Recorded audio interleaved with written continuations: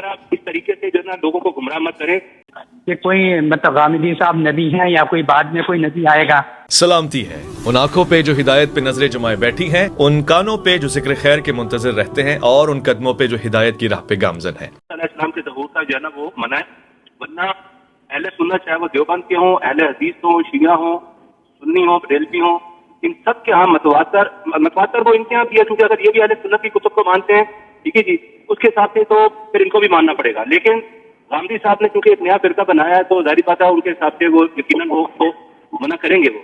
لیکن جو یہ بات حضرت صاحب فرما رہے ہیں کہ قرآن پاک میں اس کا ہونا ضروری ہے، قرآن پاک میں انبیاء تک ذکر نہیں ہے 1,24,000 پیغمبر گزرے ہیں، اور چند انبیاء ہیں جن کے نام اور ان کے واقعات جو ہے ہمارے سامنے ظاہر ہوئے ہیں. قرآن پاک میں نماز پڑھنے کا طریقہ، کس وقت پڑھنی ہے، کس وقت ادا کرنی ہے، کیا نماز میں چیز کرنی ہے، نماز سب سے امپورٹنٹ چیز ہے ٹھیک ہے جی. لیکن اس میں کوئی چیز ایسی روایت نہیں ملتی ہے کہ کس طریقے سے نماز پڑھنی ہے، کتنے بجے پڑھنی ہے. یہ رسول خدا صلی اللہ علیہ وآلہ وسلم نے ہمیں بتایا. قرآن پاک جو ہے وہ بولتا قرآن نہیں ہے، وہ خاموش کا قرآن ہے. اللہ تعالیٰ نے قرآن پاک کو نازل کیا رسول خدا کے اوپر ٹھیک ہے جی، اور رسول خدا نے جو ہے وہ اس کی تشریح بھی فرمائی، اور انہوں نے اپنے صحابہ اکرام کو، اہل بیت علیہ الصلوۃ والسلام کو اس کے بارے میں بتایا، اور یہ احادیث متواتر ثابت ہیں. اگر یہ صاحب کو اگر اس چیز پہ اصرار ہے تو میں آپ لوگوں کو ان احادیث کا جو کہ اہل سنت کے یہاں وارد ہوئی، اہل تشریح کو چھوڑ دیں آپ، اہل سنت کے یہاں جو وارد ہوئی ہیں متواتر، وہ میں انشاءاللہ تعالیٰ اگر آپ مجھے بولیں، مجھے کوئی آپ میسج کرتے ہیں کس جگہ پہ پہنچانی ہے، میں آپ کو ای میل، واٹس ایپ جو بھی آپ کہیں گے میں کرنے کو تیار ہوں. لیکن خدا را اس طریقے سے جو ہے نا لوگوں کو گمراہ مت کریں. 1400 سال سے امت مسلمہ کا مکمل عقیدہ ہے. یہ نئے نئے فرقے جو 150-200 سال سے جو ایجاد ہوئے ہیں، جیسے کہ احمدیت یا دوسرے، اور یہ غامدی اور یہ پرویزی وغیرہ، یہ اسلام کو جو ہے نا بالکل جو ہے نا دوسری طرف لے کے جا رہے ہیں. جی آپ کا سوال چلا گیا. بہت شکریہ علی رضا صاحب آپ کے سوال کا. آپ اس ایونٹ میں آ جائیں، آپ کو بالکل وہاں ان سے مل بھی لیں گے. اور میں آپ کو بتا دوں کہ ان کا نام ہے حسن الیاس صاحب، اور آپ جو ہیں حسن صاحب جو ہیں وہ داماد ہیں حمدی صاحب کے، اور ان کا لمبا چوڑا تجربہ ہے. یہ جو ہے انہوں نے جو ہے تھیولوجین اور ریسرچر ہیں، ایکسپرٹ ہیں اینشینٹ عربک لینگویج کے، اور لٹریچر پڑھا ہوا ہے انہوں نے، اور اچھا بھلا ٹھیک ٹھاک تجربہ رکھتے ہیں.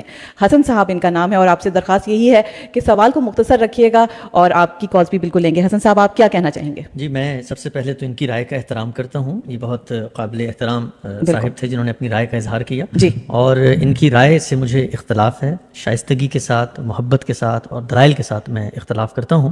مختصراً چند چیزیں عرض کر دیتا ہوں. اور پہلی چیز اس میں سے یہ ہے کہ یہ جو پورا جس کو آپ کہتے ہیں نقطہ نظر ہے کہ قرآن مجید جو ہے وہ ایک خاموش کتاب ہے، اور قرآن مجید کے اندر تو نماز کی تفصیل بھی نہیں ہے، اور قرآن مجید کے اندر تو 1,24,000 انبیاء گزرے ہیں، ان کی بھی تفصیل نہیں ہے.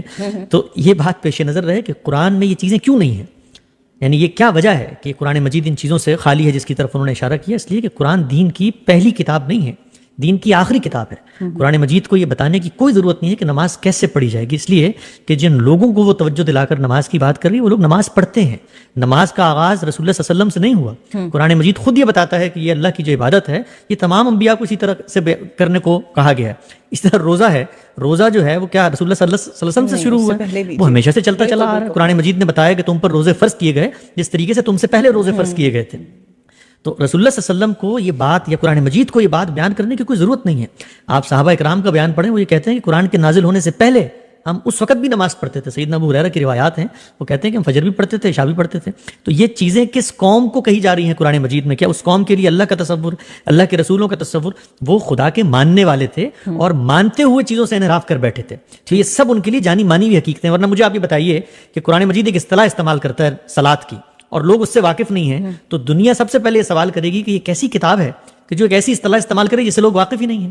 لوگوں کے ساتھ جب آپ کوئی ٹرمینالوجی یوز کرتے ہیں تو اس کا مطلب یہ ہے کہ یہ آپ کی اور ان کی کوئی مشترک اساس ہے، مشترک حافظہ ہے. جب آپ کہتے ہیں صوم، جب آپ کہتے ہیں روزہ، جب آپ کہتے ہیں زکوٰۃ، یہ سب چیزیں وہ قوم جانتی ہے. اس وجہ سے قرآن مجید نے ان چیزوں کو بیان نہیں کیا. دوسری بات یہ ہے کہ 1,24,000 انبیاء، یہ بات کہاں سے معلوم ہوئی کہ 1,24,000 انبیاء؟ یعنی یہ بات بھی ایک روایت سے معلوم ہوئی، اور فن حدیث کے جو ماہرین ہیں وہ اس روایت کو بھی محل نظر قرار دیتے ہیں، اور یہ سندن صحیح روایت نہیں ہے. تاہم یہ بات ٹھیک ہے کہ بہت سارے پیغمبر آئے ہیں اور سب کا ذکر قرآن مجید میں موجود نہیں ہے. کیوں نہیں ہے؟ اس لیے کہ قرآن مجید کوئی انسائکلوپیڈیا نہیں ہے اسلام دین کا. قرآن مجید جو ہے وہ ایک قوم کے ساتھ محمد رسول اللہ صلی اللہ علیہ وسلم کی سرگزشت انذار، جو آپ اس قوم کو یاد دہانی کروا رہے ہیں، جو اس قوم کو دین کی دعوت دے رہے ہیں، اس کی رداد ہے. تو اس میں ان پیغمبروں کا ذکر ہے جن پیغمبروں سے وہ قوم واقف ہے، جن کی تہذیبوں سے وہ قوم واقف ہے. یہی وجہ ہے کہ وہاں تمام پیغمبروں کا ذکر نہیں کیا گیا. اب اصل سوال کی طرف میں ان کے آ جاتا ہوں، اور میں بہت طالب علمانہ انداز میں ان کی رائے کا احترام کرتے ہوئے میں یہ عرض کروں گا کہ دیکھیے، جس وقت آپ چیزوں کو خانوں میں بانٹ دیتے ہیں نا، تو اس کا نتیجہ یہ نکلتا ہے کہ آپ دوسرے کا خالی ذہن ہو کر کبھی استدلال کا جائزہ نہیں لیتے. جب آپ یہ کہتے ہیں کہ فلاں فلاں فرقہ ہے اور 200 سال میں یہ پیدا ہو گئے، آپ اس بات کا اس کے میرٹ ڈی میرٹ پہ جائزہ لیں. وہ بات اگر کمزور ہے تو آپ سے بڑا کوئی محسن نہیں ہے کہ جو ہمیں صحیح بات سمجھاتے. اگر ہم دین کے طالب علم ہیں، یعنی ہمارا تعلق کسی مسلک سے نہیں، کسی فرقے سے نہیں، کسی کلٹ سے نہیں، کسی تعصب سے نہیں، ہم سچائی کے طالب علم ہیں. تو جن چیزوں کو ہم نے سمجھا ہے، مثال کے طور پر انہوں نے ایک بات کی متواتر احادیث. یہ متواتر کیا چیز ہوتی ہے؟ یعنی ایک لفظ ہے متواتر جو ہم عام طور پہ بول دیتے ہیں. حدیث ہمیشہ خبر واحد ہوتی ہے. اس کو جب خبر واحد کا مطلب کیا ہے کہ رسول اللہ صلی اللہ علیہ وسلم نے ایک موقع پہ ایک بات کی، ایک صاحب نے وہ بات سنی، اس بات کو انہوں نے آگے بیان کر دیا. جب انہوں نے بیان کر دیا تو لوگوں نے اس کو لکھ لیا. جب لوگوں نے اس کو لکھ لیا تو لکھنے کے بعد اس کو 50,000 لوگوں نے پڑھ لیا، 1,00,000 لوگوں تک وہ پہنچ گئی، اس کا شیوع ہو گیا. تو اس سے وہ بات متواتر نہیں بن جاتی، وہ ایک ہی بات ہے، وہ خبر واحد ہی رہتی ہے. خبر واحد انیشیٹ کیسے ہو رہی ہے؟ کہ انیشیٹ کرتے وقت رسول اللہ صلی اللہ علیہ وسلم نے پوری قوم کو جمع کیا تھا، پوری قوم کو ایک بات بیان کی تھی. اور دین کے حقائق رسول اللہ صلی اللہ علیہ وسلم کبھی بھی انفرادی طور پر لوگوں کو نہیں بتاتے. اور اگر وہ بتاتے تھے تو پھر ان کو لوگوں کو پابند کرنا چاہیے تھا کہ دیکھو میں تمہیں دین کی ایک حقیقت بیان کر کے جا رہا ہوں، اس حقیقت کو تم نے دنیا تک پہنچانا ہے. کیا رسول اللہ صلی اللہ علیہ وسلم نے جن لوگوں نے آپ کی مجلس میں بیٹھ کے آپ کی صحبت میں وقت گزارا، کیا ان کو پابند کیا کہ آپ میری باتوں کو ایسے آگے پھیلائیں؟ اگر پابند کیا تو سوال یہ پیدا ہوتا ہے کہ اتنے جلیل قدر صحابہ ہیں، سیدنا ابوبکر ہیں، سب سے کم روایتیں نقل کر رہے ہیں، یعنی چند روایتیں ہیں جو وہ بیان کرتے ہیں، اور بعض صحابہ تو بالکل بھی نہیں کر رہے. تو اس کا کیا مطلب؟ کیا انہوں نے دین کا وہ کانٹینٹ جو اللہ کے رسول نے ان کو دیا تھا آگے بیان نہیں کیا؟ تو میرے عزیز، میں یہ دعوت دیتا ہوں آپ کو، آپ بہت محترم ہیں، اور میں دین کا ایک ادنا طالب علم ہونے کی حیثیت سے آپ کو یہ کہتا ہوں کہ جس وقت کوئی صاحب علم یہ کہتا ہے کہ فلاں روایت قرآن مجید کی روشنی میں محل تدبر یا محل نظر ہے، تو اب غور اس پر کرنا چاہیے کہ یہ روایت کیسے پیدا ہوئی، کہاں سے سامنے آئی. نہ کہ اللہ کی کتاب کی تخفیف کر کے یہ کہہ دیا جائے وہ تو ایک خاموش کتاب ہے اور اس کتاب کی جو ترجمانی لوگ کر لیں گے یا اجتماعی نظم کر لے گا. انہوں نے کہا اجماع ہے چیزوں کے اوپر، یعنی لوگوں کا کنسنسس ہے اہل سنت کا. سوال یہ وہ کنسنسس کیا کسی دلیل کے اوپر ہے؟ اگر دلیل کے اوپر ہے تو اس دلیل پر اگر کوئی اعتراض کرتا ہے تو اس کا جواب دیجیے. یہ کنسنسس جو ہے یہ رسول اللہ صلی اللہ علیہ وسلم کے آنے سے پہلے سیدنا مسیح کی الوہیت پر کنسنسس تھا. کیا اس بات کو بنیاد بنا کر کے ہم اہل کتاب سے گفتگو نہیں کریں گے؟ وہ کہتے ہیں ہمارا کنسنسس ہے اس بات پر. تو کنسنسس کوئی چیز نہیں ہوتی، کنسنسس استدلال پہ ہوتا ہے. استدلال مضبوط ہے تو اس کا جواب دیں. بہت اچھے طریقے سے آپ نے بتایا. سامعین آپ کو تھوڑا سا بتا دیں کہ اس وقت ہمارے ساتھ محمد الیاس صاحب تشریف رکھتے ہیں یہاں اسٹوڈیو میں. اگر آپ کا کوئی بھی سوال ہے تو 4166201778 پر آپ کال کر لیے. اور دوسرا یہ کہ یہ جو ایونٹ ہو رہا ہے اس میں ضرور شامل ہوئیے گا. اس کی ٹکٹیں زیادہ تر تو نکل چکی ہیں، صرف 50 کو ٹکٹیں باقی ہیں. آپ آئیے، خامدی صاحب کے جو بھی سوالات وہاں پر ہوں گے تو آپ ان کا جواب بھی سن سکتے ہیں، ان سے سوال کر سکتے ہیں. فار ٹکٹ کے لیے آپ رابطہ کر لیجیے 438-923-7829 438-923-7829 پر آپ رابطہ کر سکتے ہیں. نیکسٹ کال کی طرف چلتے ہیں، اور بس آپ سے درخواست یہی کریں گے کیونکہ ہمارے پاس ٹائم کی بھی کچھ کمی ہے تو مختصر رکھیے گا اور اپنا نام ضرور بتائیے. کہ جی السلام علیکم، آپ آن ایئر ہیں اس وقت. ہیلو. ہاں جی السلام علیکم. وعلیکم السلام. جی میرا نام ڈاکٹر محمود خان ہے. میں ایک چھوٹی سی بات کروں گا، ذرا آپ کا ٹائم لوں گا. obviously this morning important for you. یہ جو صاحب ہیں یہ اپنے اس وقت جو ریڈیو کا ٹائم ہے اس کو اپنے فرقے کی مشہوری کے لیے استعمال کر رہے ہیں. انہوں نے ایک لفظ استعمال کیا کہ قرآن جو ہے نا قوم کے لیے نہیں آیا بلکہ وہ جب ہم اللہ کی بات کرتے ہیں ہم کہتے ہیں اللہ رب العالمین ہے. جی. یہ فرقہ پھیلنے والے لوگ ہیں. ان کو پاکستان کے اندر غامدی صاحب کا جو نام ہے وہ اتنی عزت سے نہیں لیا جاتا، اس لیے کہ انہوں نے اپنا نیا ایک فرقہ بنا لیا اور یہ جان بوجھ کے لوگوں میں ان کے دماغوں کے اندر غلط قسم کی نا ایک کوشچن کریٹ کر رہے ہیں. اینڈ آئی تھنک آپ کی ٹھیک ہے آپ کمرشل انسینٹیز ہوں گے ان کے ساتھ، لیکن آپ اپنے ریڈیو کے تھرو جو غلط میسج جو ہے نا وہ اسلام کے متعلق پھیلا رہے ہیں. اور یہی میں بس کہنے والا تھا کہ I think you have to stop this guy. He is spreading a wrong message to the people. السلام علیکم. وعلیکم السلام. جی آپ کی بات جو ہے ڈاکٹر محمد خان صاحب آپ کی بات ایئر ہو چکی ہے. جی کیا کہیں گے آپ؟ جی ڈاکٹر صاحب دیکھیے، آپ بات کو روکنا چاہتے ہیں تو اللہ تعالیٰ نے آپ کو اس کا اختیار دیا ہے، آپ کے ہاتھ میں اس کا اختیار ہے. آپ چینل کو تبدیل کر لیں تو میری بات آپ تک پہنچنے سے رک جائے گی. جی. لیکن انسانوں کی بات کو آپ دنیا تک پہنچانے سے کبھی زبردستی، غصہ کر کے، جبر کے زور پہ، یا کسی پر کوئی الزام لگا کر، کوئی تہمت لگا کر، کسی کو یہ کہہ کر کہ آپ کے کمرشل انٹرسٹ ہے، یا کسی کو یہ کہہ کر کہ آپ تفرقہ کر رہے ہیں، انسانوں کی بات کو کبھی نہیں روکا جا سکتا میرے عزیزم. یہ اس دور میں نہیں روکا جا سکا جس دور میں حق بات کہنے والوں کی بات تو رہتی تھی، سر نہیں رہتا تھا. لہٰذا دیکھیے دنیا کے اندر دو ہی طریقے ہیں بات کو روکنے کے، اور میں آپ سے ہمدردی رکھتا ہوں، میں آپ کے خیالات کی قدر کرتا ہوں. ہماری بات کو روکنے کا سب سے اچھا طریقہ اور سب سے آسان طریقہ یہ ہے کہ جو استدلال ہم پیش کرتے ہیں، جو آرگومنٹ ہم پیش کرتے ہیں، اس آرگومنٹ کو کاؤنٹر کیجیے. ہمارے ہاں ہمارے دین کے اندر جو طریقہ سکھایا گیا، اور ہم کبھی یہ دعویٰ نہیں کرتے کہ اللہ تعالیٰ نے حق بات ہم تک پہنچا دی ہے. آپ نے میری ایک بات نقل کی ابھی، اور اسی سے لوگوں کو یہ اندازہ ہو جائے گا کہ میں نے کیا بات کی تھی اور آپ نے اس کو کیا نقل کر کے دنیا کو کہا یہ تفرقہ پھیلا رہے ہیں. میں نے یہ بات کی تھی کہ قرآن مجید، ایک سوال پوچھا گیا یہاں پہ کہ کیا وجہ ہے کہ قرآن مجید میں سارے انبیاء کا ذکر نہیں ہے، تو میں نے یہ بتایا کہ اس لیے سارے انبیاء کا ذکر نہیں ہے کہ قرآن مجید کے جو اولین مخاطبین ہیں وہ جن رسولوں سے، جن پیغمبروں سے واقف ہیں، جن کی تاریخ سے واقف ہیں، ان کی تاریخ کی توجہ دلا کر ان میں انذار کا کام کیا جا رہا ہے. یعنی یہ ایسے ہی ہے کہ آپ مجھے ایک واقعے کے بارے میں جس کو میں جانتا ہوں، پہچانتا ہوں، توجہ دلا کر یہ بتانا چاہ رہے ہیں کہ دیکھو ان لوگوں کے ساتھ میں نے یہ کیا تھا اور تم لوگ باز آ جاؤ ورنہ اللہ تمہارے ساتھ بھی یہ کر دے گا. اگر میں کسی واقعے سے واقف نہیں ہوں اور آپ میرے سامنے اس کو بطور عبرت بیان کر رہے ہیں تو میرا اس سے کیا مقصد ہوگا؟ تو یہ میں نے بات کی تھی. نہ میں نے یہ کہا کہ قرآن مجید ایک قوم کے لیے نازل ہوا تھا، قرآن مجید قیامت تک کے لیے ہے، نذیر للعالمین ہے. لیکن جب یہ کوئی سوال پوچھتا ہے آپ سے کہ قرآن مجید کو جب آپ کھولتے ہیں تو پہلے صفحے پہ یہ سوال آتا ہے. قرآن مجید میں اللہ تعالیٰ کہتے ہیں ان الذین کفروا، وہ لوگ جنہوں نے کفر کیا، سواء علیہم، برابر ہے، انذرتہم، انہیں ڈراؤ، ام لم تنذرہم، یا تم انہیں نہ ڈراؤ، لا یؤمنون، وہ ایمان نہیں لائیں گے. تو اب سوال یہ پیدا ہوتا ہے کہ کن لوگوں کی بات ہو رہی ہے؟ یعنی قرآن کہہ رہا ہے ڈراؤ نہ ڈراؤ، ایمان نہیں لائیں گے، تو کیا ہم قرآن کی دعوت نہ دیں؟ نہیں، قرآن مجید کے اس مقام کو آپ نے سمجھنا ہے کہ اس کے کون مخاطبین ہیں. اس میں میرے لیے بھی ایک پیغام ہے. آپ قرآن مجید کو آخر سے کھولیں، کہتا ہے لإیلاف قریش، یہ قریش کو آج کے لوگ ہیں، یہ قریش کو مسیساگا کا قبیلہ ہے، یہ قریش کو دنیا کا ملک ہے. یہ کون ہے؟ یہ رسول اللہ صلی اللہ علیہ وسلم کے عہد کے لوگ ہیں. ان کے بارے میں کہا جا رہا ہے تبت یدا ابی لہب، جب لہب کہا جا رہا ہے یہ آج کا کوئی آدمی ہے، یہ ڈونلڈ ٹرمپ ہے، یہ کون آدمی ہے؟ تو قرآن مجید کو جس وقت آپ پڑھتے ہیں، قرآن کا ہر طالب علم یہ بات اچھی طرح جانتا ہے کہ قرآن مجید کیا ہے. رسول اللہ صلی اللہ علیہ وسلم کے اپنے مخاطبین سے کی گئی گفتگو کو اللہ تعالیٰ نے ثبت کر دیا ہے. آپ کی سرگزشت انذار ہے، آپ نے جو یاد دہانی کروائی، آپ نے انذار کروایا، انذار عام کروایا، اتمام حجت کی، ہجرت و برات ہوئی، جزا و سزا ہوئی، اس سب کی روداد ہے اللہ کی کتاب، اور یہ قیامت تک کے لیے ہے. یعنی جب میں اس کتاب کو مان لیتا ہوں تو ماننے کے بعد جو تقاضے ان سے پیدا ہوتے تھے وہی تقاضے مجھ سے پیدا ہو جاتے ہیں. میں شریعت پہ عمل کرنے کا پابند ہوں، میں نے بھی نماز پڑھنی جیسے قریش نے پڑھنی تھی، میں نے بھی روزے رکھنے جیسے قریش نے رکھنے تھے، میں نے بھی حج کرنا جیسے قریش نے کرنا تھا. تو میری بات جو ہے اس میں یہ کہیں بیان نہیں ہوا کہ یہ ایک قوم کے لیے ہے. اسی سے آپ اندازہ کر لیں ہوتا کیا ہے. جس وقت انسان تعصب میں مبتلا ہو جاتا ہے، جس وقت انسان جذباتیت کا شکار ہو جاتا ہے، تو وہ دوسرے کی بات کو جیسے کہ اس نے بیان کیا. میں آپ سے ایک عرض کرنا چاہتا ہوں ڈاکٹر صاحب، آپ بہت محترم ہیں میرے لیے. دنیا میں سب سے بڑی سچائی کیا ہے؟ سب سے بڑی سچائی اخلاقیات ہے.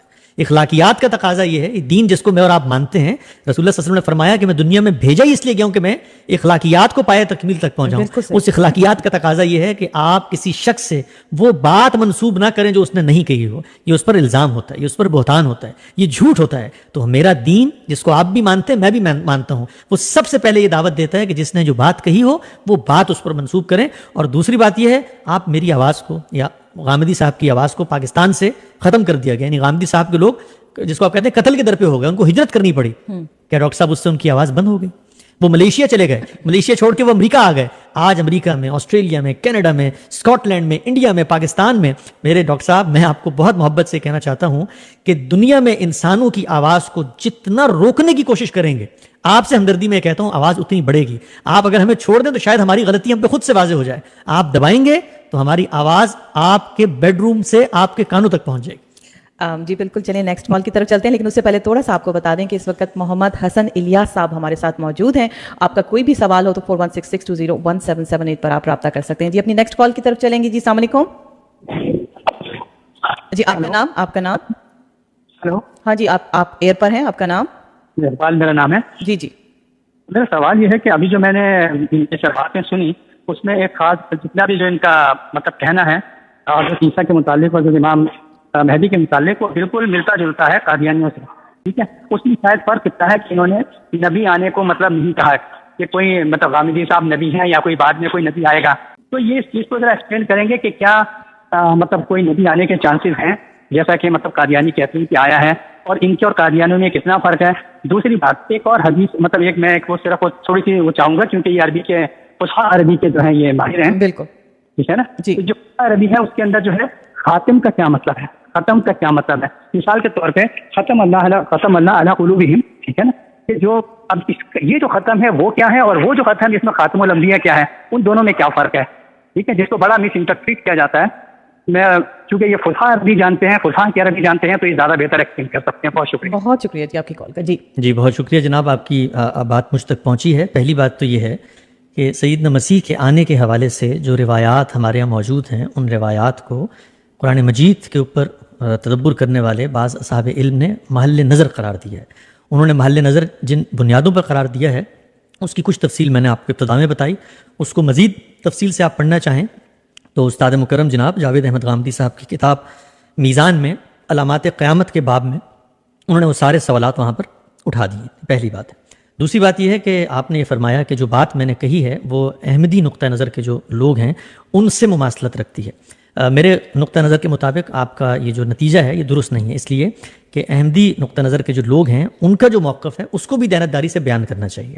یعنی اہل سنت کے جو موقف ہے وہ یہ ہے کہ سیدنا مسیح نے دوبارہ آنا ہے.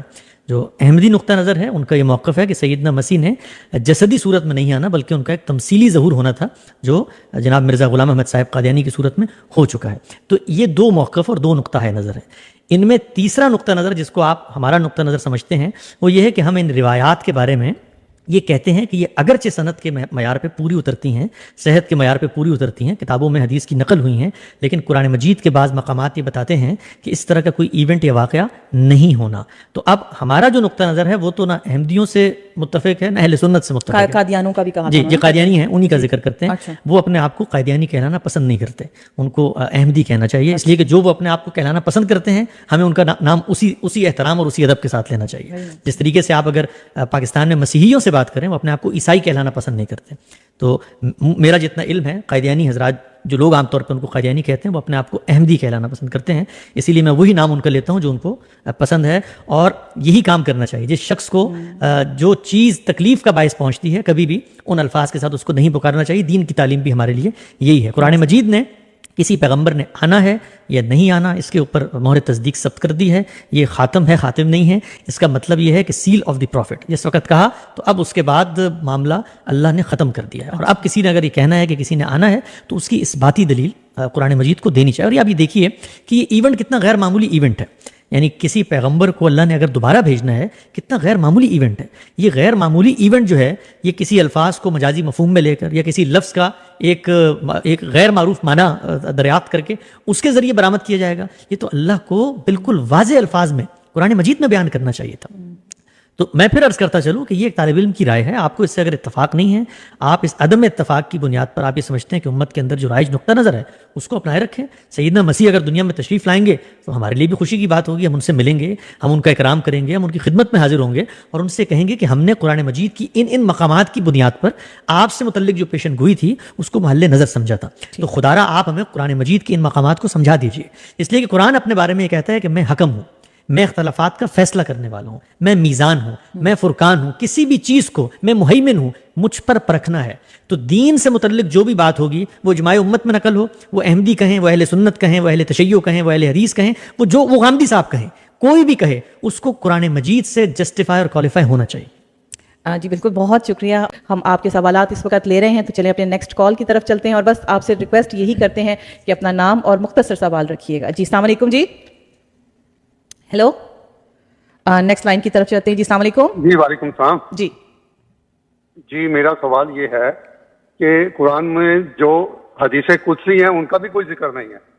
وہ تو اللہ کا پیغام ہے جو نبی اکرم صلی اللہ علیہ وسلم کی زبان سے عطا ہوا. اور دوسری بات یہ ہے کہ جو مسلم بخاری ہے اس کے بارے میں مسلم بخاری کا ایک کرائٹیریا تھا کہ 4 صحابہ سے کم کی وہ شہادت کو قبول نہیں کرتے تھے. ان کی باتوں سے تو یہ معلوم ہوتا ہے کہ یہ حدیث کو کہہ رہے ہیں روایت ہے اور مستند نہیں ہے. ان کا مسلم بخاری کے بارے میں کیا خیالات ہیں؟ اوکے یہ بس ٹھیک ہے جی. Thank you for your call. جی حسن صاحب. دیکھیے یہ جو عام طور پہ سوالات ہوتے ہیں اس کے اندر آپ کسی بھی صاحب علم کا کسی بھی دین اور فہم دین کے حوالے سے جو نقطہ نظر ہے اس کا استقصا نہیں کیا جا سکتا. میں دعوت دوں گا ان لوگوں کو جو حدیث کے حوالے سے ہمارا نقطہ نظر جاننا چاہتے ہیں وہ استاد جناب جاوید احمد غامدی صاحب کی کتاب میزان میں مبادی تدبر حدیث کا جو باب ہے اس کو ضرور پڑھیں. میں مختصراً دوبارہ عرض کر دیتا ہوں.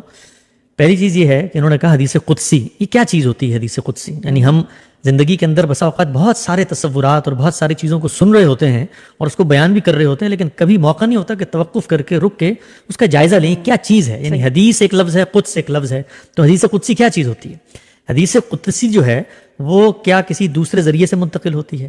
حدیث قدسی اور عام حدیث میں کوئی فرق ہوتا ہے؟ حدیث قدسی لوگوں کا رکھا ہوا نام ہے ان تاریخی روایات کے بارے میں جس میں رسول اللہ صلی اللہ علیہ وسلم اللہ کے حوالے سے کوئی بات کر رہے ہیں. اچھا. یعنی مثلا رسول اللہ صلی اللہ علیہ وسلم یہ کہتے ہیں کہ میں نے کل خواب دیکھا اور خواب میں مجھے اللہ تعالیٰ جو ہیں فلاں جگہ پر لے گئے اور اللہ تعالیٰ نے یہ کہا اور میں نے جواب میں یہ کہا. تو اللہ سے منسوب جو بات کی جاتی ہے اس کو جن روایات میں نقل کر دیا جائے ان کو حدیث قدسی کہہ دیا جاتا ہے.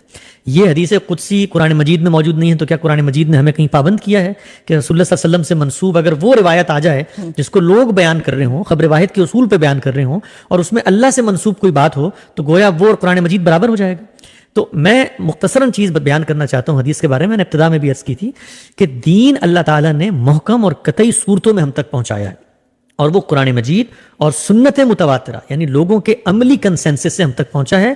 جو سنت ہے اس کا آغاز رسول اللہ صلی اللہ علیہ وسلم سے نہیں ہوتا. رسول اللہ صلی اللہ علیہ وسلم کو اللہ نے یہ بتایا کہ آپ نے بھی اسی ابراہیمی ٹریڈیشن کو فالو کرنا ہے. انتبع ملت ابراہیم حنیفہ. نماز آپ نے شروع نہیں کی، روزہ آپ نے شروع نہیں کیا، حج آپ نے شروع نہیں کیا، یہ سب کچھ ہوتا چلا آ رہا ہے. اس کے اندر کوئی کمی تھی، اس کے اندر لوگوں نے کوئی زیادتی کی، اس میں آپ نے کوئی اصلاح کی، کوئی تجدید کی، کوئی اضافہ کیا، یہ آپ کا منصب ہے اور پھر آپ نے اس کو آگے جاری فرما دیا. دین کا کانٹینٹ اور دین کے سورسز یہ دو چیزیں ہیں. اس کے بعد رہ گئی روایات. میں نے روایات کے بارے میں ابتدا میں 3 باتیں عرض کی تھی، دہرا دیتا ہوں کہ رسول اللہ صلی اللہ علیہ وسلم سے منسوب جو باتیں ہم تک پہنچی ہیں ہماری آنکھوں کا سرما ہے، ہمارے ماتھے کا جھومر ہے. ایک دین کے اتنے بڑے عالم اور سب سے بڑے عالم کے حالات زندگی، آپ کے روزمرہ، آپ کے خرونوش، آپ کا اٹھنا بیٹھنا، آپ کی مختلف مسائل کے اندر مختلف موقعوں کے اوپر لاہ عمل، آپ کی ترجیحات، آپ کی پسند ناپسند، یہ سب کچھ کا تاریخی ریکارڈ ہم تک پہنچ چکا ہے. گویا ہم رسول اللہ صلی اللہ علیہ وسلم سے بہت دور ہیں، ان کا ہم سے جس کو کہتے ہیں دنیا سے رخصت ہو جائے، لیکن ہم غائبانہ طور پہ گویا ان کی مجلس میں شریک ہو جاتے ہیں، ان کے حالات زندگی جان لیتے ہیں. لیکن کیا ان حالات زندگی سے، ان واقعات سے لوگوں نے جو ہم تک یہ باتیں پہنچائی ہیں، ان سے کیا دین کے اندر کوئی اضافہ ہوتا ہے؟ اگر ہوتا ہے تو کچھ سوالات ہیں، ان کا جواب دینا پڑے گا ہمیں کہ کیا اللہ کے رسول دین کو 1 صحابی، 2 صحابی، 3 صحابی، 4 صحابہ کے کان میں کہہ کے دنیا سے رخصت ہو گئے اور گویا آدھی ادھوری بات قرآن میں بیان کر دی جو پوری امت میں محفوظ ہے، اور آدھی بات جو ہے وہ کسی شخص کو بتا دی اور اس نے آگے کسی محدث کو بتا دی اور اس محدث نے کتاب میں لکھ دی. تو گویا ہماری دین جو ہے اور دینی علم جو ہے وہ ان غیر محکم ذریعوں سے ہم تک پہنچا ہے. نہیں، دین اللہ نے بہت قطعی اور محکم اور مضبوط ذرائع علم کے ذریعے ہم تک پہنچایا ہے، اور وہ قرآن مجید جس کو امت کے اجماع اور تواتر نے اور سنت متواترہ اس کے ذریعے ہم تک پہنچایا ہے. بخاری ہو، مسلم ہو، مسند احمد ہو، طیالسی ہو، سنن ابن ماجہ ہو، نسائی ہو، حدیث کی کوئی بھی کتاب ہو، اس کتاب کے اندر جو بات بھی لکھی ہوئی ہے اس کو محدثین کے بیان کردہ جو اصول ہیں، اور وہ اصول عقل کے بھی بالکل مطابق ہیں، ان کے اوپر پرکھا جائے گا، ان کے اوپر دیکھا جائے گا کیا وجہ ہے کہ بخاری ایک حدیث نقل کرتے ہیں، مسلم اس کو قبول نہیں کرتے. تو گویا کہ صحیح مسلم کے جو مصنف ہیں وہ حدیث کا انکار کر رہے ہیں، نہیں، وہ اس حدیث کی اس حیثیت کو تسلیم نہیں کر رہے، وہ اس تاریخی ریکارڈ کی اس اتھینٹسٹی کو چیلنج کر رہے ہیں. کیا وجہ ہے کہ حدیث کے ہمارے پاس 1400 سے زیادہ مصادر موجود ہیں؟ اگر حدیث بھی قرآن مجید کی طرح منتقل ہوئی ہے تو سب کو برابر روایتیں نقل کرنی چاہیے جیسے سب برابر قرآن مجید نقل کر رہے ہوتے ہیں. اس کا مطلب یہ ہے کہ انسانوں نے ایک کام کو منتقل کیا ہے، اس کام کو جب پرکھا گیا، اس کام کو جب دیکھا گیا تو اس کے اندر بہت سارے عقلی سوالات پیدا ہوئے. ان عقلی سوالات اور اصولوں کو سامنے رکھ کے محدثین نے کتابیں مرتب کی ہیں، ان کا ہم جائزہ لیں گے. دین کی اگر ان میں کوئی بات بیان ہوئی ہے تو ڈھونڈیں گے کہ وہ اصل دین میں کہاں بیان ہوئی ہے، اس کا اصل دین سے کیا لنک ہے، کیا ربط ہے. اور اگر ہمیں وہ ربط نہیں ملے گا تو یہ باتوں کی ذمہ داری اللہ کے رسول پہ نہیں ہے، لوگوں پر ہے، لوگوں نے بیان کی ہے. اور اگر ہمیں اس کی کوئی توجیہ نہیں کر پائیں گے تو ہم قرآن مجید کا استغفاف نہیں کریں گے. ہم یہ نہیں کہیں گے کہ اللہ کی کتاب کو تبدیل کر دو، یہ اللہ کی کتاب نے یہ بات ادھوری بیان کی تھی، اصل بات تو یہ تھی، بلکہ ہم لوگوں کی بیان کردہ ان تاریخی روایات کی تعویل کریں گے اور ان کے اوپر سوال اٹھائیں گے. جی بالکل، بہت شکریہ. محمد حسن الیاس صاحب ہمارے ساتھ اس وقت موجود ہیں یہاں پر اسٹوڈیو میں. آپ داماد ہیں حامدی صاحب کے. حسن صاحب، تھوڑا سا مجھے اس ایونٹ کے بارے میں ذرا سا بتا دیں. یہ جو 3 بجے سے لے کے 7 بجے تک ہوگا، کیا کیا ہے اس میں؟ تھوڑا سا ذرا ہمارے سارے سامعین اور ہمیں تھوڑا سا اس کے بارے میں بتا دیں. دیکھیے، گاندھی صاحب دنیا بھر میں سفر کرتے ہیں، جاتے ہیں، اور ان کے دنیا بھر میں سفر کا ایک ہی مقصد ہوتا ہے کہ جو لوگ ان سے کوئی بات سمجھنا چاہتے ہیں، ان کے نقطہ نظر کو جاننا چاہتے ہیں، براہ راست ان سے گفتگو کریں، ان کی باتوں کو سنیں سمجھیں. اگر کوئی لوگوں کا استدلال ہے، کوئی کاؤنٹر آرگومنٹ ہے، شائستگی کے ساتھ ان تک پہنچائیں. اور وہ ہمہ وقت اس کے لیے تیار رہتے ہیں کہ وہ ایک دین کے اسٹوڈنٹ ہیں، طالب علم ہیں. وہ اپنے بارے میں کبھی یہ دعویٰ نہیں کرتے کہ اللہ میاں نے حق بات اور سچ بات ان کو القاء اور الہام کر کے دنیا میں بھیج دیا ہے، بلکہ وہ مذہب کے ایک ٹیچر کے طور پہ، ایک طالب علم کے طور پہ چیزوں کا جائزہ لیتے ہیں. تو وہ یہاں کینیڈا بھی تشریف لا رہے ہیں. میسیساگا میں ان کا ایونٹ ہے پورٹ کریڈٹ کے اندر، اور اس ایونٹ کے اندر 4 بجے سے لے کر انشاءاللہ 3:30 بجے سے 7 بجے تک لوگ ان سے سوالات کریں گے. لوگوں کی آمد کا سلسلہ 3 بجے شروع ہو جائے گا، اور ان سے براہ راست سوال کیے جائیں گے. جو آدمی کوئی بات کرنا چاہتا ہے، سوال کرنا چاہتا ہے، ان سے ملنا چاہتا ہے، ان کی کتب وہاں پر موجود ہوں گی، اور ان کی کتب پر ان سے کوئی مثال کے طور پہ کوئی نصیحت لکھوانا چاہتا ہے. بس اوقات بہت سارے لوگ ان سے ملنا بھی چاہتے ہیں، ان سے بات بھی کرنا چاہتے ہیں. تو یہ سارے امکانات اور ساری جو سہولیات ہیں وہ وہاں پر مہیا کی جائیں گی. 6 تاریخ کو یہ پروگرام ہے انشاءاللہ، اور جو لوگ آنا چاہتے ہیں موسٹ ویلکم وہاں آئیں اور اپنے اشکالات، اپنے سوالات غامدی صاحب کے سامنے پیش کریں. جی بالکل. سامعین آپ کو نمبر دے دیتے ہیں، آپ رابطہ کر سکتے ہیں فار ٹکٹس کے لیے، کیونکہ اب صرف 50 ہی ٹکٹیں بچی ہیں، 450 سولڈ ہو چکی ہیں. آپ کال کر لیجیے گا ملک فیصل کو، جن کا نمبر ہے 438-923-7829 438-923-7829 پر آپ نے رابطہ کرنا ہے. ہمارے پاس اس وقت 4 کالرز ہیں. بس آپ سے معذرت کے ساتھ کہ بس ہم 4 کالرز ہی لے سکیں گے، کیونکہ ٹائم کی بھی ہمارے پاس تھوڑی سی کمی ہے. اور بس ریکویسٹ یہی ہے کہ مختصر سوال اور اپنا نام ضرور بتائیے گا. السلام علیکم. جی ہیلو. جی السلام علیکم. جی السلام علیکم. السلام علیکم. جی میں اے پہ ہوں. ہاں جی آپ ایئر پر ہیں. اچھا میرا نام احمد ہے، میں کافی دیر سے ہولڈ پہ تھا. تھینک یو، آپ نے میری کال لے لی. بہت شکریہ. جی جی. اور ان کو بھی السلام علیکم. میں بہت ان کا فین ہوں غامدی صاحب کا. میں ایونٹ پہ بھی جا رہا ہوں. میرا ایک کوئک کویسچن ہے. جی جناب فرمائیے. جی میرا کویسچن ہے کہ جب مثال ہے ڈے آف ججمنٹ کے بعد جب جنت اور دوزخ کا مثال کے طور پہ فیصلہ ہو جائے، مگر کوئی شخص اگر مثال اس کو مرزا غالب پسند ہے شاید، تو وہ دوزخ میں اگر خدا نہ خواستہ اور وہ جنت میں ہے، تو وہ کہے کہ میں نے تو اس کے ساتھ رہنا کہ ان کو پیش کیا جائے، تو پھر کیا ہوگا؟ جی بہت شکریہ آپ کے سوال کا. باقی میرے سوال 1-2 ایونٹ پہ ہوں گے. Thank you. جی بہت شکریہ آپ کے سوال کا، بہت شکریہ، اور آپ کی اس اظہار محبت کا بھی کہ آپ فین ہیں، کیونکہ اب تک جتنے لوگوں نے فون کیا ہے وہ بہت زیادہ فین لگتے ہیں. وہ زیادہ فین ہے. اور ان کو بھی میں عرض کرنا چاہتا ہوں کہ دیکھیے کہ یہ جو اوپن فورم ہوتا ہے، آپ کو بات کرنے کا حق تھا، آپ نے اختلاف کا اظہار کیا. آپ شائستگی سے بھی کر سکتے تھے، آپ جس کو آپ کہتے ہیں سنجیدگی سے بھی کر سکتے تھے، لیکن چلیں آپ کا یہ حق ہے. اسی طریقے سے یہ ایک دوسرے صاحب ہیں، ان کو ہماری بات میں اگر کوئی وزن معلوم ہوتا ہے تو انہوں نے اپنی محبت کا اظہار کر دیا. اور آپ کو اگر ہم دونوں کے بارے میں یہ نقطہ نظر ہے آپ کا کہ ہم دونوں کسی غلط رستے پہ کھڑے ہوئے ہیں، تو عصر کی نماز کا وقت ہے، ہم دونوں کی اصلاح کے لیے، خیر کے لیے دعا کریں، اپنا استدلال ہم تک پہنچائیں، اور ہم آپ کو اپنا محسن سمجھیں گے اگر آپ ہمارے کسی غلط نقطہ نظر کی تصحیح کر دیں. بھائی آپ کا سوال تھا مرزا غالب کے بارے میں، تو آپ نے پہلے یہ کیوں سوچ لیا کہ مرزا غالب کو اللہ میاں جہنم میں بھی ڈالیں گے؟ ہو سکتا ہے وہ جنت ہی میں آپ کو مل جائیں. جنت کے بارے میں ایک اصول ہمیشہ ذہن میں رکھیں کہ جنت جو ہے ان منطقی مفروضوں اور ان جس کو آپ کہتے ہیں الجھنوں کا نام نہیں ہے. جنت کے بارے میں اللہ تعالیٰ نے بتا دیا وَلَكُمْ فِيهَا مَا تَشْتَهِي أَنفُسَكُمْ، وہاں تمہیں وہ ملے گا جو تم چاہو گے، جس چیز کی تم خواہش کرو گے. تو آپ کی خواہشات کی تکمیل کا بندوبست اللہ نے وہاں کیا ہوا ہے. اور مثال کے طور پہ اگر مثال کے طور پہ کسی صاحب کو آپ پسند کرتے ہیں، وہ وہاں نہیں ہے، تو اللہ کے لیے کیا مشکل ہے کہ وہ ایک شخص کو ویسے ہی بنا کر آپ کی جو حصے جمالیات ہے اس کی تسکین کا سامان کر دیں. تو اللہ سے کوئی چیز بعید نہیں ہے. ہم ہوتا کیا ہے، ہم اپنے معیار اور اپنے پیمانوں پہ اللہ کو پرکھ رہے ہوتے ہیں کہ ایک آدمی جہنم میں ہے تو جنت میں کیسے آ سکتا ہے. بھائی یہ میرے آپ کے لیے مشکل کام ہے، اللہ کے لیے تو کوئی مشکل کام نہیں. تو جنت میں ہر وہ چیز ہوگی جس کی آپ خواہش کریں گے. بہت شکریہ. بس میرا خیال ہے ایک آدھ کال ہم لے سکیں گے. جی السلام علیکم. جی وعلیکم السلام. میرا نام کیسر ہے اور میرا سوال یہ ہے حسن صاحب سے جی کہ حضرت عیسیٰ علیہ السلام کو اپنے جس میں انسری کے ساتھ آسمان پہ اٹھا لیا گیا یا کہ وہ نیچرل ان کی ڈیتھ ہوئی؟ پلیز اس کے بارے میں بتا دیں. جی بہت شکریہ. آج کا پروگرام لگتا ہے سیدنا مسیح کے حوالے سے کوئی خاص وہ بس ڈائریکشن ادھر چلنی شروع ہو جاتی ہے نا، ہماری سوچ کا دائرہ جو ہے پھر وہیں پہ چل پڑتا ہے. جی دیکھیں اللہ تعالیٰ نے قرآن مجید میں یہ بات بیان کی ہے کہ اللہ کے جو رسول ہوتے ہیں جب وہ دنیا میں آتے ہیں تو ان کے آنے کے بعد جس وقت تک ان کا مشن مکمل نہیں ہو جاتا وہ اللہ کی امان میں ہوتے ہیں، اللہ کی پناہ میں ہوتے ہیں. کوئی شخص ان کا بال بھی بھیگا نہیں کر سکتا. بالکل یہی وجہ ہے کہ جب رسول اللہ صلی اللہ علیہ وسلم دنیا میں تشریف لائے، اور آپ کے علم میں ہوگا کہ مکہ کے اندر جب آپ نے دعوت دی تو لوگوں نے آپ کے قتل کا منصوبہ بنایا، لیکن اللہ تعالیٰ نے آپ کو محفوظ رکھا، اللہ تعالیٰ نے آپ کو بچا لیا. تو اللہ کے جو رسول ہوتے ہیں وہ خدا کی طرف سے امان میں ہوتے ہیں، پناہ میں ہوتے ہیں، جب تک کہ وہ اپنا مشن مکمل نہ کر لیں. جب ان کا مشن مکمل ہو جاتا ہے اللہ تعالیٰ کہتا ہے کہ اما نرینک بعد الذی نعدہم، یا ہم تمہیں تمہاری زندگی میں نتیجہ دکھا دیں گے، او نتوفینک، یا ہم تمہیں وفات دے کے اپنے پاس بلا لیں گے، اور جو نتیجہ ہے وہ ہم زمین پہ ظاہر کر دیں. نتیجہ کیا نکلتا ہے؟ نتیجہ نکلتا ہے کہ رسول کے جو ماننے والے ہوتے ہیں ان کو اللہ تعالیٰ زمین پر غلبہ اور اقتدار عطا فرماتا ہے۔ اب ہوا کیا؟ اب ہوا یہ کہ سیدنا مسیح کے معاملے میں سیدنا مسیح کو لوگوں کی اتنی بڑی تعداد میسر نہیں آ سکی کہ جن کے ساتھ آپ ہجرت کرتے ہیں، اور ہجرت کے بعد اس قوم میں عذاب آتا۔ چند لوگ تھے۔ سیدنا مسیح کو جس وقت قتل کرنے کی کوشش کی ان منکرین نے، تو اللہ کو یہ گوارا نہیں تھا کہ اللہ کا رسول زمین پر موجود ہے، وہ رسول کہ جس کے ذریعے انہوں نے اتمام حجت کیا ہے، اور اتمام حجت کے بعد اب اس قوم پر عذاب نافذ کرنا ہے، اس رسول کو کوئی ہاتھ لگا دے، اس رسول کی کوئی توہین کرے، اس رسول کو کوئی مار دے، تو اللہ تعالیٰ نے یہ کہا کہ تمہیں کسی نے قتل نہیں کیا، نہ تمہیں کسی نے سلیب دی، بلکہ انی متوفی کا، ہم نے تمہیں موت دی، ورافعوک الیہ، اور اپنی طرف اٹھا لیا۔ تو سیدنا مسیح کو اللہ تعالیٰ نے موت دی اور اپنی طرف بلا لیا۔ جب انہوں نے اپنی طرف بلا لیا تو اب لوگوں کو وہاں پر یہ شبہ ہوا، جس کا بیان بائبل میں بھی ملتا ہے، برنباس کی انجیل میں، کہ لوگ اس تردد میں پڑ گئے کہ کیا یہ وہی شخصیت تھی جن کو ہم نے صلیب دی ہے کہ نہیں دی، اور اسی تردد کا وہ اظہار کرتے رہے۔ تو گویا اللہ نے اپنے رسول کو لوگوں کے ہاتھوں اور لوگوں کے ذریعے کسی تکلیف اور کسی ایذا رسانی سے بچاتے ہوئے اپنی امان میں لے کے اپنی طرف بلا لیا۔ اب جب بلا لیا تو لوگ یہ کہتے ہیں کہ بلانے کے بعد تو وہ دوبارہ آئیں گے نا، تو یہ دوبارہ آنے کی لوگوں کو دلیل دینی چاہیے۔